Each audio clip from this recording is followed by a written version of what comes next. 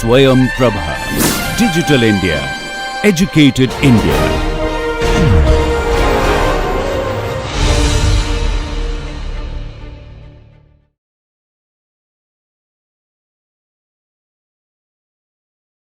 So just now we talked about the relay distribution. We use those statistic distribution to calculate some wave parameters. Now here we are going to look at spectral analysis. So you're all familiar with spectral analysis. Basically, we transfer the wave information from the time domain to a frequency domain by using a Fourier transformation. So that will be really good for the energy analysis because we are using the energy equation later for the numerical model. We mentioned about a regular wave first. So it only have one frequency. So from this diagram, you are able to see this is a time domain. So this is a time domain. And then we convert this is a frequency domain.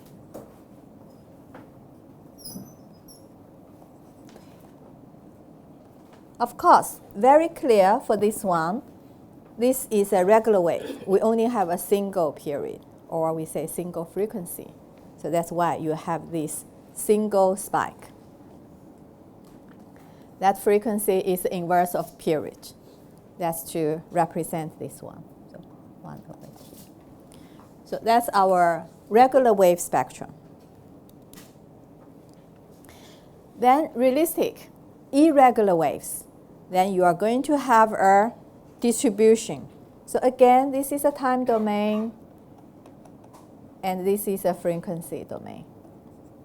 So you are also able to see not just a single spike. That's not single spike over here. You have a certain distribution.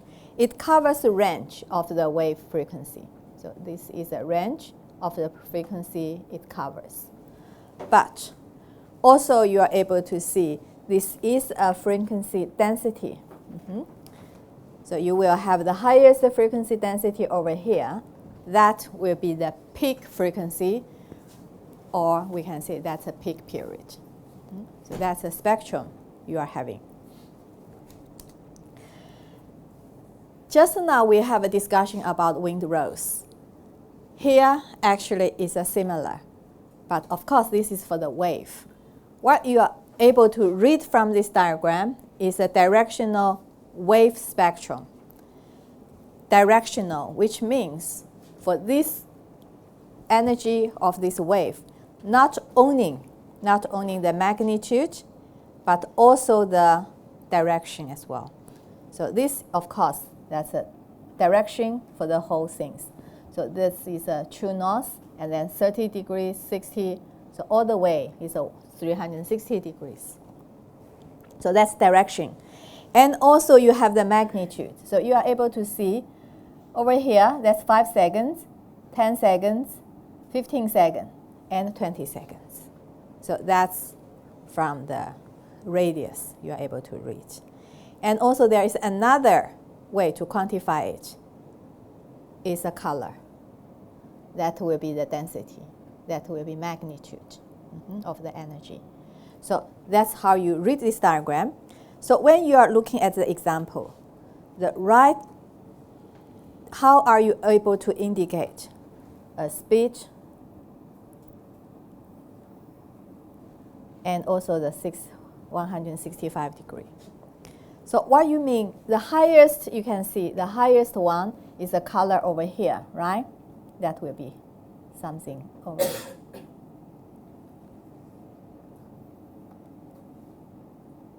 Because we can see this is already red. So that's something, I just use a cross to show. Okay, that's better. So that will be over there. And from this one, the radius, you are able to see what's the radius. That's something over here. That will be between 5 and 10 seconds. So that's what you are able to see. So here is 10 seconds, and here is 5 seconds. So it's in between, it's about 8 seconds. So of course, if you draw more lines, you will get more accurate result. And the direction, that's direction is over here. So roughly 165 degrees. That's how you read this type of the directional wave spectrum. So include density, direction, and also the frequency, of course. So if you are using model doing the simulation for the, like I think some students also using the mic spectrum wave model, you are able to extract all this information. And also you are able to present all those results in this type of the diagram. So that's a very useful diagram. But if you are not using mic, but if you have the data set, you are able to use a MATLAB to draw this, to plot this diagram by yourself.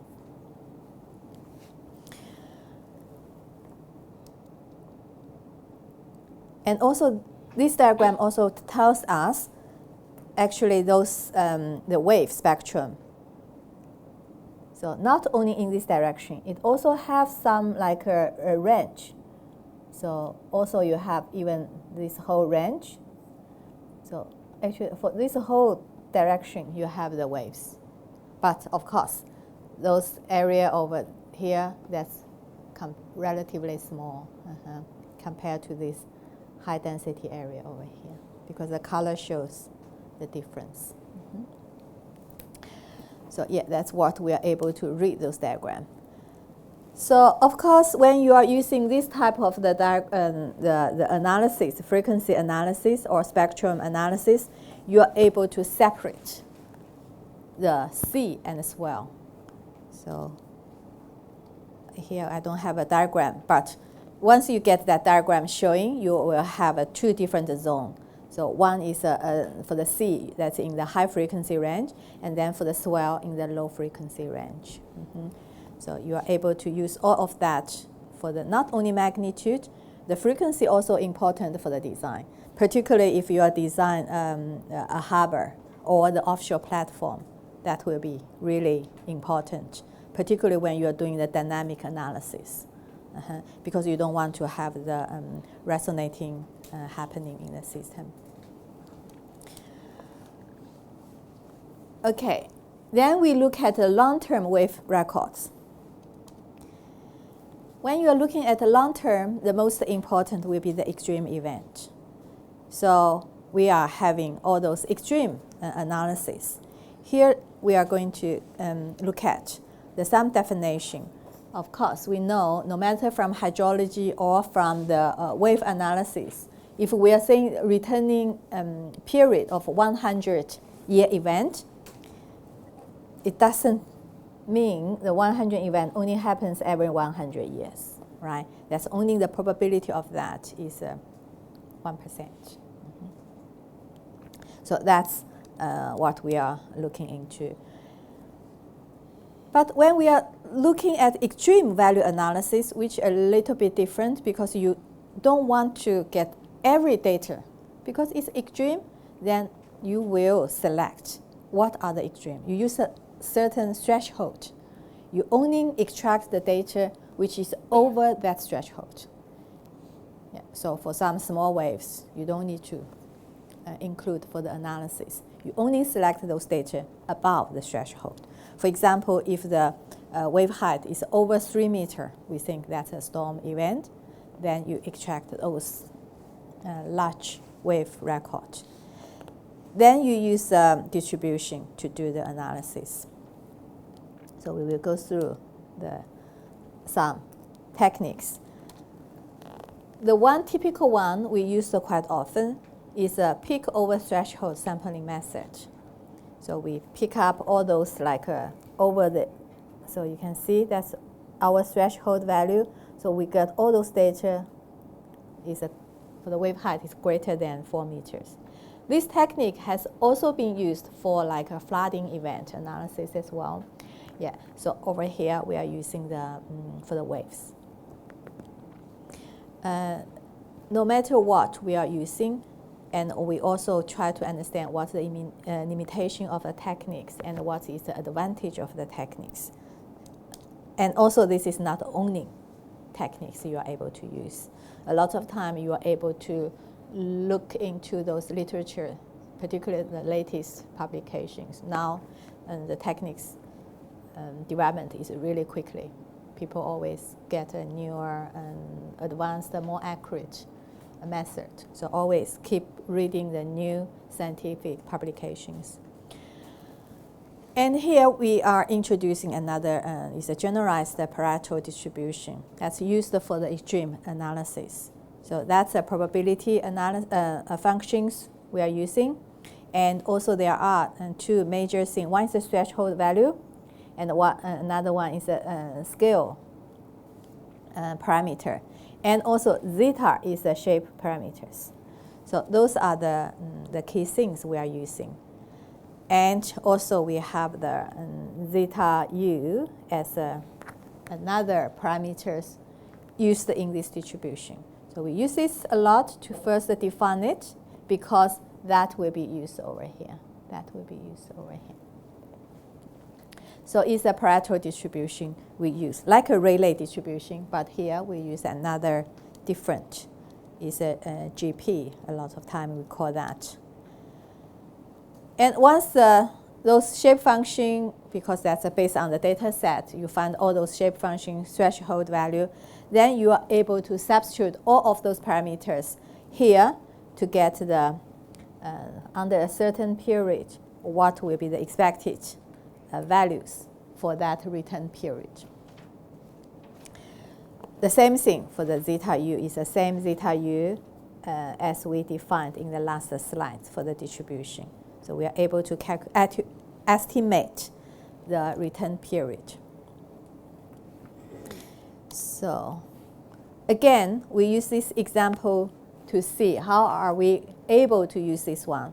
A peak over threshold sample of extreme wave.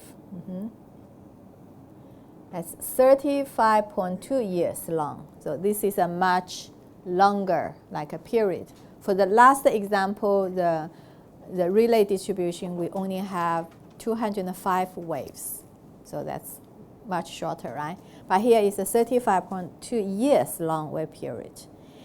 And we get 703 events, which is greater than the threshold value. So we are going to use this GP distribution to get the distribution parameters. And that's using that, in that slide, that distribution, we get these three key parameters. Threshold value is 4.5 meter, and the scale, that's sigma, and also the shape parameter is also given. And there were 169 observations exceed the threshold values. Sorry, here is a total event. And this is exceeds the threshold value. So I just clarify here. And now we are using the GP distribution to estimate the expected 1 in 10, 100, 200 events. So for the coastal structure, a lot of time our design is 50 years. Some structure we also goes to a 100-year event. But here we are looking into, that's just the techniques. So we will do this analysis over here. So we will quickly go through this example together. So when we are looking at this example, what we are having over here, so we have the given conditions.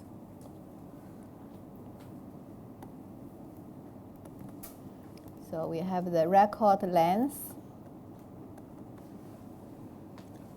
is 35.2 years. And then we have a number of the events.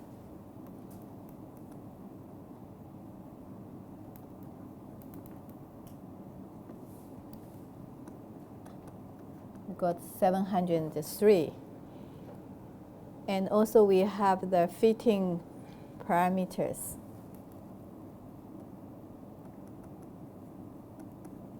Fitting parameter. what's the fitting parameters we are having? U equal to 4.5 meter, and sigma equals to 0.8631, and we have the shape parameter zeta equal to 0.0315.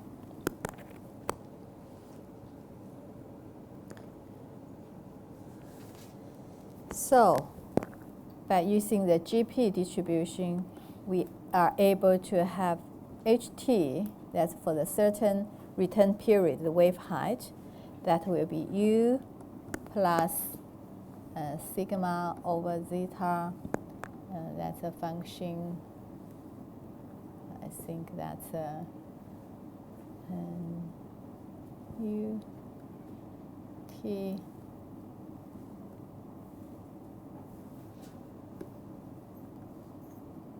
zeta U, and then we have this is a zeta minus 1. So that's a function. But before we are doing that, we have to calculate the zeta first, zeta U first, which is the probability of height greater than the threshold, and which is the number of the waves which greater than the U, and divided by the total number of the waves. That is 169 over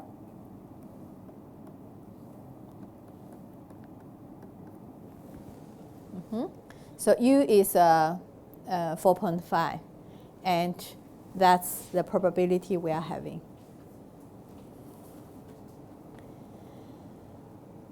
So now we look at first thing. For the return period is 10 years. So H10, okay, that will be 4.5 plus 0.8631 and divided by 0.0315. And then we have this one will be,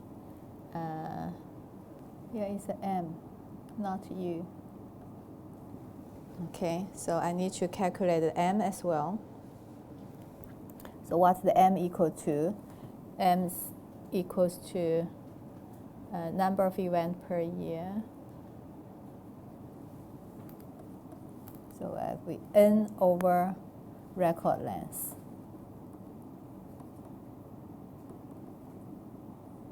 So we are having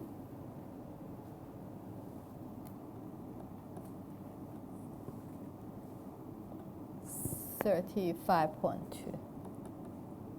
So this will be 1997. So that will be average event in this year. So then here over we were able to see that's 97, and then times 10 times 0.24, and then 0.0315 minus 1.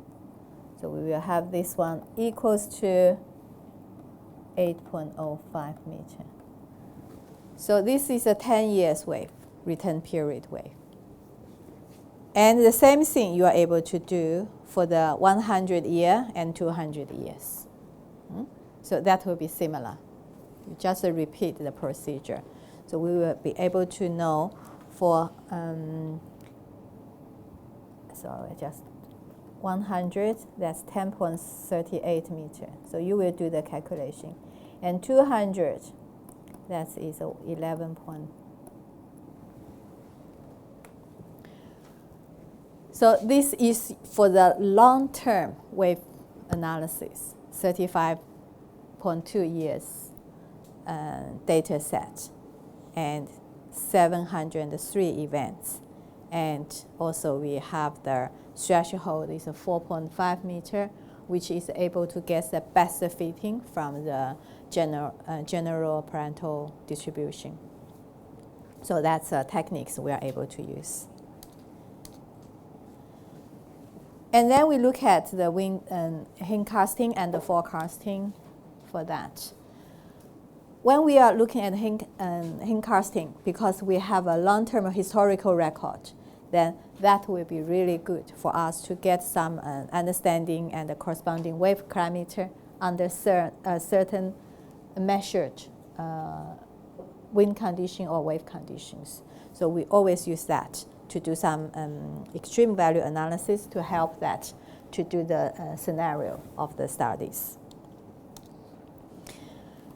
And before, we also introduce the fetch limited waves or the duration limited waves.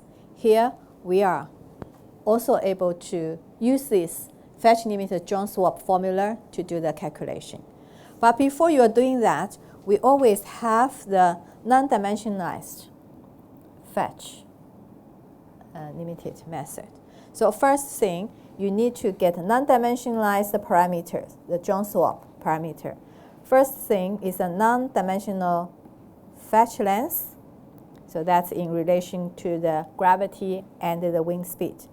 U10, that's the wind speed at 10 meters height. Okay, and then also for the non-dimensionalized HM0, which is also the wave height derived from the zero moment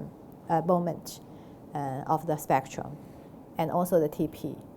So all of that is non-dimensionalized. So it's relative to the wind speed and also other parameters, gravity. So that is a formula you are going to use. Once you did that, you are able to calculate the wave height and the TP as well, based on the fetch. So fetch, once the fetch, non-dimensional fetch is given, you are able to calculate the wave height. For that fetch and also for that period, you are also able to define. So very, very useful. So what you need to know is the wind speed and also the peak period.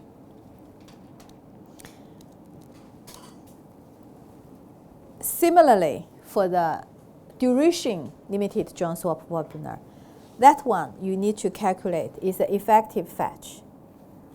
That fetch, of course, depends on the time, the duration. So first you define the duration, then you substitute that in to calculate the effective fetch. For the last slide, you first calculate this one, then you calculate this, you calculate that. Then you're coming back to using these two equations to get your real HMO and your real TP. So from the non-dimensional back to the dimensional parameters. And also over this duration limited one, if the fetch you calculated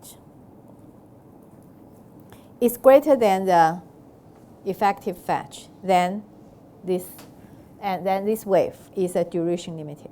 So that's the way you are doing all those calculations. So when we are doing this fully developed C formula, that's you are able to see. That's just based on it's already fully developed C. What you are able to calculate, that's based on this one. The condition is always like that. But once you have this fully developed, you are able to calculate back to get a relationship. So that's equations you are having. Now we see the procedure when we are doing the computation. First, find out what is wind speed, what is duration of the wind, and what is a fetch. That's a given condition. Always you have that, okay? Wind speed, wind duration, and the fetch. Then you will calculate. The first thing, calculate is I would calculate the non-dimensional fetch and non-dimensional effective fetch. Of course, you are able to calculate the non-dimensional duration. once the F to F has been calculated, you made the comparison. If the F, non-dimensional F, is less than the effective one, then it's a fetch limited. You are using the Johnson-Swab formula. Otherwise, you are using the duration limited formulas. So basically, first make the comparison to determine the wave will be fetch limited or duration limited. Then you are able to find using the which is formulas you are going to use. And then you are able to compute the wave parameters for the following case: deep water or the fully developed sea. So then compare all of values, and the smallest is a limited result. Okay, so that's what you are going to do. So for anything, you just do the calculation first for those two, fetch, duration, and then at the same time, you calculate the fully developed sea. Then make the comparison. Which one is the smallest? Okay, now we use this example. A deep water lake has a wind of the average velocity is 30 meters per second. Very strong. Yeah, very strong wind. And blowing over it for a period of 2 hours. Continues to have a 30 meters per second wind, 2 hours. That's really strong. And the fetch length is 20 kilometers.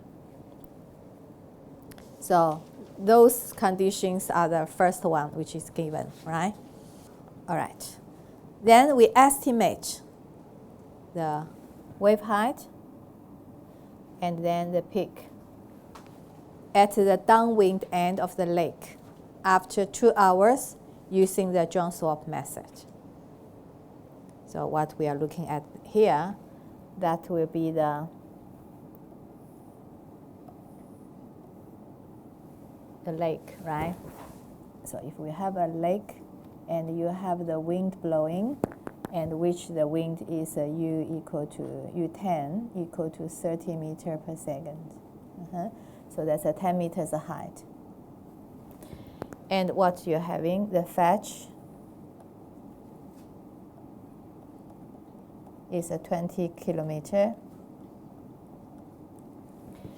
And what do you want to get? We want to get the wind, the wave height at this location. After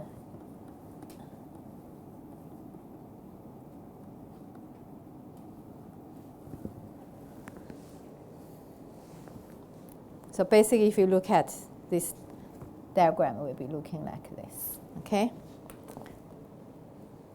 Now we are seeing how are we going to do the calculation. So first, so normally when you follow that procedure, we want to determine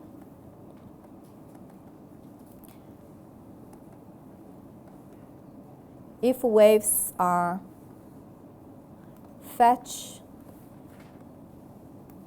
or duration.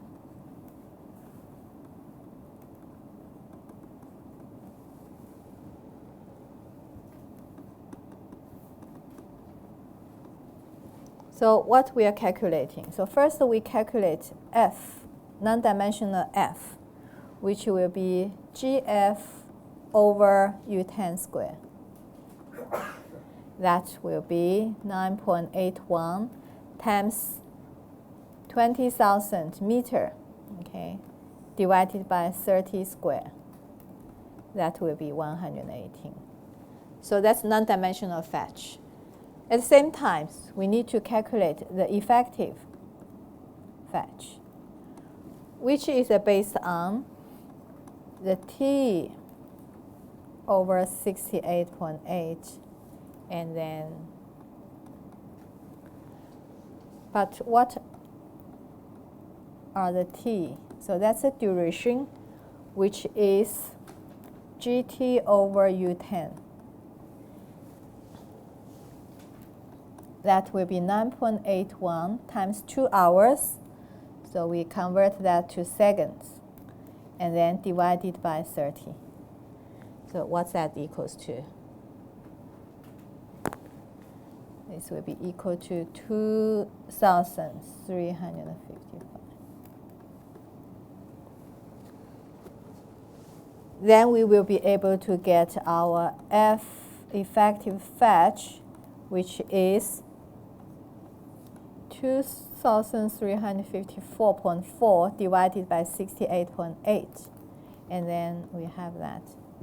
So this is a 200. So when you are having this one, of course, we have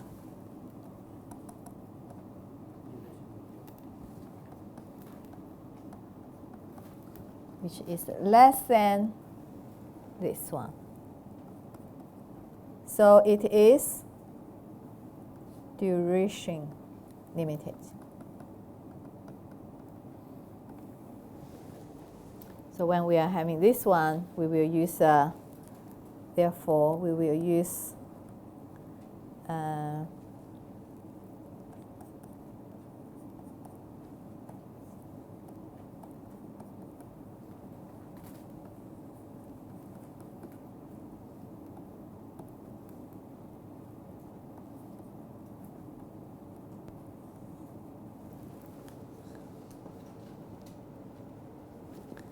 so now we calculate.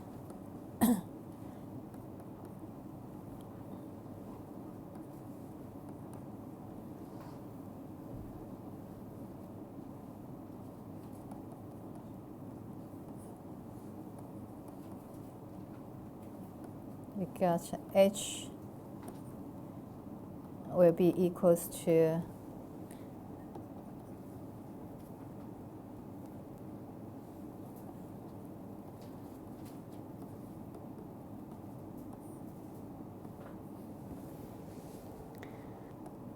but what's the value over here?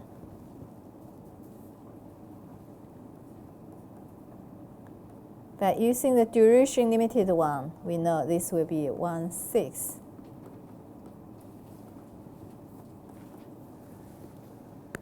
But we are using the effective one, so we will have this one will be equals to 200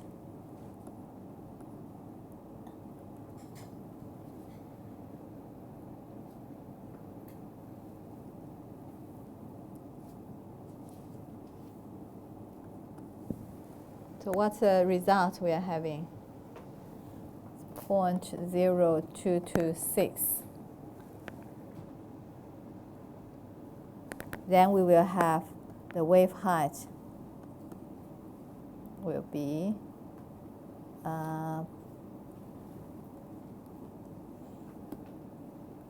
0.226 30 square divided by 9.81.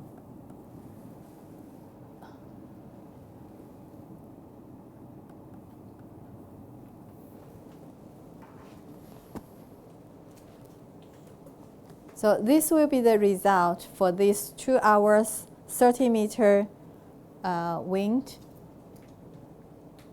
meter per second speed, the wind, and for the fetch of 20 kilometer, then we'll generate 2.1 meters wave height. So that's for the wave height.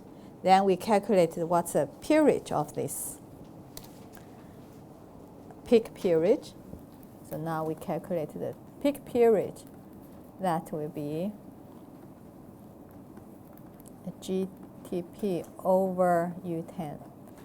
And then we will have TP equals TP non-dimensionalized and U10 over over G. So where we have our TP, that's from the calculation effective fetch, we will be able to get this one. It's the effective fetch and then 1/3. This will be 0.286 times 200 over 1/3, and which equals 1.6731. So TP will be equals to 1.6731 times 30, and then divided by 9.81, which equals to 5.1 seconds. So that's, we are calculating all of this. This is by using the John swap conditions to doing it. So for this, you are also able to get like a quick estimation and expect what kind of waves which will be generated. A lot of times you are able to use this one even to compare with, if you have tried the mic using that lake model, basically you are able to generate this type of the comparison. Numerically generate that wave, and then you can use the John swap to do the estimation of the waves. This dimension actually is quite similar to this one, 20 meter length, and with a certain wind. So yeah, that's a very good example. Like, and when I'm using the mic for the students, later I ask them to use that, and then using this to make the validation of the model or comparison with your model. Yeah. But of course, you have to have a little bit deeper for the water depths.